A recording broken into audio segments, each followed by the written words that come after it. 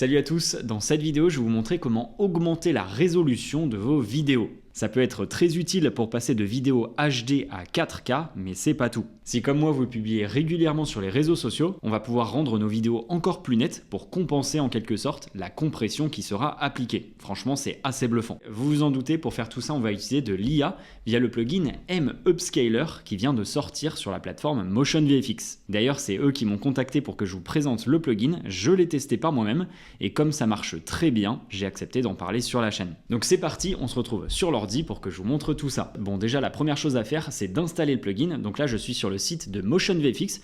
D'ailleurs en ce moment ils sont en train de faire des grosses promos pour le Black Friday et même ça s'étend un petit peu après. Donc n'hésitez pas à en profiter. Donc le plugin il se trouve juste ici, il est mis en avant puisqu'il vient de sortir. Donc il s'appelle M-Upscaler AI. Donc si vous intéresse, je vous laisserai aller voir la page de présentation. En tout cas sachez qu'on peut l'essayer gratuitement pendant 14 jours, donc ça vaut toujours le coup d'essayer. Donc maintenant je vais sur Final Cut Pro et je vais vous montrer comment ça marche. Donc déjà il y a deux manières d'accéder à ce plugin. Donc soit en passant par ici, les extensions de Final Cut Pro, en passant par M Extension, on a cette fenêtre qui apparaît. Et au niveau de M Softwares, vous voyez que j'ai M Upscaler qui est juste ici et j'ai les différents plugins de Motion VFX que j'ai installés sur mon ordinateur qui sont également présents. La deuxième manière d'accéder à ce plugin, c'est directement via vos applications qui sont présentes sur votre Mac, puisqu'en fait M Upscaler c'est une application à part entière. Donc, du coup si je tape M Upscaler dans mes applications, vous voyez que je le trouve juste là. Et donc on va y accéder, donc je clique dessus. On a quelques images qui nous montrent comment ça marche juste là. Et la zone principale qui va nous intéresser, c'est ici où on va déposer les fichiers qu'on souhaite agrandir. Moi, pour cette vidéo, j'ai pris quelques rushs exemples et on terminera avec un plan de drone que j'ai exporté en mauvaise qualité en 1080p volontairement pour ensuite l'upscaler et vous allez voir que le résultat est assez bluffant. Donc en attendant, on va tester sur d'autres petits rushs que j'ai préparés. Donc je vais commencer avec ce premier rush que j'ai filmé en 1080p directement avec ma caméra. Donc c'est pas un rush qui était en 4K de base et que j'ai réduit. Là vraiment ça a été filmé en 1080p. Donc c'est un bon exemple. Donc je prends le rush et je fais un glisser-déposer au niveau de cette zone-là dans M-Upscaler. Vous voyez que le rush apparaît juste ici. Et ce qui est pas mal avec ce logiciel, c'est qu'on peut avoir une prévisualisation en direct. Donc là, vous voyez que c'est le plan original. C'est marqué original juste ici. Et si je clique avec ma souris, on voit le résultat. Donc là, on s'en rend pas forcément compte. Mais je vais zoomer sur l'horloge en faisant par exemple un zoom de 400%, ce qui est quand même assez énorme dans une vidéo. Donc en cliquant, j'affiche le plan original. Donc vous voyez qu'on voit clairement les pixels au niveau de l'aiguille et au niveau même des chiffres de l'horloge. Et maintenant, si je reclique sur mon image, on voit le résultat. Et là, franchement, c'est vraiment hyper propre. Si je vais sur la feuille ici, j'affiche le plan d'origine. Donc là, vous voyez que c'est vraiment pixelisé. Et maintenant, j'affiche le résultat. Donc honnêtement, c'est assez bluffant. Maintenant, je vais retourner à la taille d'origine. Donc je clique sur Fit. Là, j'ai mon plan en taille réelle. Et une autre chose qui est intéressante et qu'on n'a pas forcément sur des logiciels concurrents, c'est qu'on peut régler le début et la fin de la partie qu'on souhaite améliorer. Donc là, par exemple, si je veux juste, voilà, à partir de là, je regarde, voilà, c'est le moment où c'est à peu près stable. Je vais m'arrêter là. Et donc du coup, je mets ces deux curseurs, un au début, un à la fin. Comme ça, en fait, l'ordinateur va travailler uniquement sur cette partie-là plutôt que de traiter l'entièreté, sachant que je vais utiliser que cette petite partie. Une fois que j'ai choisi la zone à exporter, je vais en bas à gauche. Donc j'ai envie d'exporter en 4K, mais sachez qu'on peut même monter en 8K pour avoir encore plus de pixels. Moi, je vais quand même être raisonnable et rester là-dessus. Ensuite, à côté, je vous conseille de laisser cette case cochée.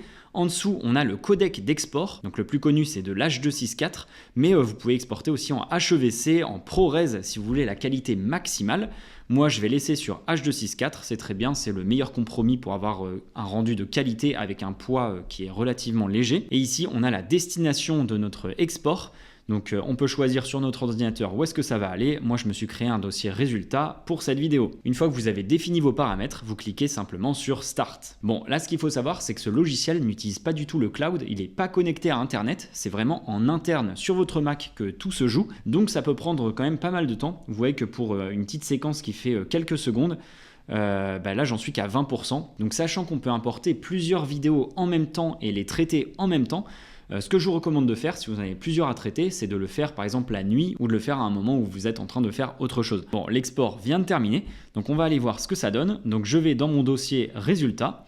on a notre vidéo qui est juste ici. Je vous affiche tout de suite à l'écran un petit comparatif côte à côte, comme ça on verra beaucoup mieux la différence. Comme vous pouvez le voir, le résultat est vraiment très bon. Avant de vous montrer ce que ça donne sur ce plan de drone, on va faire un petit test. Donc ce que j'ai fait, c'est que j'ai filmé ce plan en 1080p et le même plan en 4K. Je vais aller mettre le plan en 1080p dans M-Upscaler, je vais l'exporter en 4K et ensuite on va le comparer au même plan que j'ai filmé en 4K pour voir si au final, avec cette technique, on arrive à retrouver autant de détails que si j'avais filmé directement en 4K avec ma caméra. Donc le plan en question, c'est celui-ci. Je le prends et je le glisse dans M-Upscaler et je vais utiliser juste une portion vu que là c'était un plan fixe, on n'a vraiment pas besoin de beaucoup. Donc au niveau des réglages, je touche rien et je clique sur Start. L'agrandissement vient de se terminer. Donc maintenant, si je vais dans mon dossier résultat, il est juste là. Je le prends, je le mets dans Final Cut. Déjà, ce que je vais faire, c'est que je vais zoomer à 200% dans notre image. Donc là, on a notre plan en 1080p. Vous pouvez voir que c'est vraiment pas très net. Maintenant, si je vais sur le plan en 4K, on voit évidemment qu'il y a beaucoup plus de précision et de netteté et même l'image est beaucoup plus propre. Maintenant, si je vais sur notre fameux plan qui sort de M-Upscaler, juste là, et ben franchement, même en regardant de près, je vois pas la différence avec le plan en 4K. C'est assez bluffant, je le découvre en même temps que vous. Si je vais sur le haut de la lampe, juste là, et même comme ça, ça nous permet de voir la bordure. Donc ça, c'est le plan agrandi. Et si je vais sur le plan en 4K, je ne saurais pas trop vous donner la différence en réalité. Si vous voyez une vraie différence, dites-le en commentaire. Mais moi qui le vois dans la vraie bonne qualité, sans aucune compression YouTube, je le dis très franchement, pour moi, c'est vraiment le même rendu. Et si on revient sur notre plan en 1080p, on voit clairement que c'est beaucoup plus flou. Donc honnêtement, c'est une vraie solution pour donner un coup de boost à certaines vidéos que vous avez peut-être filmées il y a 10-15 ans et qui sont en HD ou en Full HD et que vous voulez revoir aujourd'hui dans une qualité bien meilleure. On va maintenant passer au fameux plan de drone. Donc là, je pense que ça va être intéressant parce qu'il y a vraiment énormément de détails dans l'image entre les voitures et toutes les branches de sapin. Donc ce que j'ai fait, c'est que j'ai filmé ce plan de drone d'origine. Je l'ai exporté en 1080p en H.264, donc ça a ajouté en plus une compression. Et ce plan-là, je vais l'importer dans M-Upscaler, l'exporter en 4K et ensuite on le comparera au plan d'origine. Je prends mon plan de drone, je vais dans M-Upscaler, je glisse mon fichier, je le sélectionne et cette fois-ci, je ne vais même pas nous spoiler, je vais directement choisir une zone à améliorer. Je ne vais pas prendre tout le plan, comme ça ira un petit peu plus vite et je clique sur Start. L'export est terminé, je retourne dans mon dossier résultat, je prends le plan de drone. Ce que je vais faire, c'est que je vais zoomer à 200% au niveau des voitures. Comme ça, on voit à la fois des sapins et des voitures. Bon, là, c'est vraiment pas très propre. Le plan d'origine, on voit que c'est plus net. Bon, là, je suis quand même zoomé à 200% dans un plan de drone qui capture la scène de quand même très loin. C'est pour ça que même à 200%, c'est pas non plus incroyable. Donc ça, c'est un rush qui a été filmé en 5K avec mon drone. Et donc maintenant, si on va jeter un œil à notre rendu M-Upscaler, et ben honnêtement, regardez les voitures. Leur netteté est clairement comparable à la netteté du plan d'origine en 5K. Si je reviens, vous voyez que c'est vraiment net. Pareil pour le sapin, ici. Je vous rappelle que sur le plan que j'ai fourni à M-Upscaler, on était comme ça. Donc vraiment les voitures très floues et les branches encore plus. Il n'y a vraiment aucun détail ici. Je ne sais pas combien de fois je l'ai dit dans cette vidéo, mais honnêtement, c'est assez bluffant. Je reviens sur le rendu de base. D'ailleurs, je vous l'affiche à l'écran, comme ça vous le verrez de vos propres yeux beaucoup mieux que sur l'enregistrement d'écran que je suis en train de faire ici. Mais que ce soit fait sur des plans à la caméra, filmé en intérieur dans un environnement contrôlé, ou au drone en extérieur avec énormément de détails, et bien franchement l'IA fait un excellent job. Comme je disais en introduction, on peut également se servir de ce plugin pour nos vidéos qu'on va poster sur les réseaux sociaux. Comme vous le savez, quand on publie sur Instagram, TikTok, Facebook, il y a toujours une grosse compression qui est appliquée et on est souvent déçu du coup du rendu de nos vidéos une fois publiées. Avec ce plugin, ce que je vous recommande de faire, c'est qu'une fois que vous avez terminé votre montage de votre vidéo et qu'elle est prête à publier, vous l'exportez. Donc j'ai fait pas mal de tests et il n'y a aucune différence de compression entre de la 1080p et de la 4K sur Instagram en tout cas. Donc ce que je fais, c'est que j'exporte mes vidéos en 1080p et ensuite je vais venir la mettre dans M-Upscaler. Donc imaginons que ça c'est la vidéo que je vais publier sur Instagram. Donc je la mets juste ici comme ce que j'ai pu vous montrer précédemment.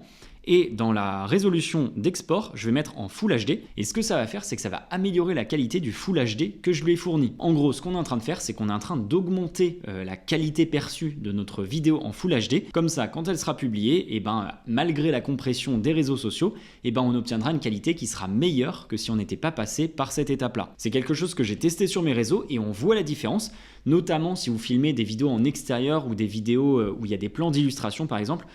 Sur un fast cam, vous verrez pas une différence monumentale parce qu'il n'y a pas beaucoup de choses qui bougent et en général, il n'y a pas beaucoup de détails. Mais en tout cas, si vous êtes très à cheval sur la qualité des vidéos que vous publiez sur les réseaux sociaux, je vous recommande de passer par cette étape. Comme je vous l'ai dit, en ce moment, il y a de grosses promotions sur Motion VFX, que ce soit sur les prix des abonnements ou de certains plugins. Donc si c'est quelque chose qui vous intéresse, profitez-en, je vous mets le lien en description. Et n'oubliez pas également que vous pouvez tester gratuitement M-Upscaler pendant 14 jours. Ça vous permettra d'améliorer autant de vidéos que vous le souhaitez pendant 2 semaines. Donc ça vaut le coup d'essayer. Voilà pour ce tutoriel sur le plugin M-Upscaler. Si vous avez des questions, n'hésitez surtout pas à les poser en commentaire, j'y répondrai avec grand plaisir. Et je vous dis à très vite dans une prochaine vidéo.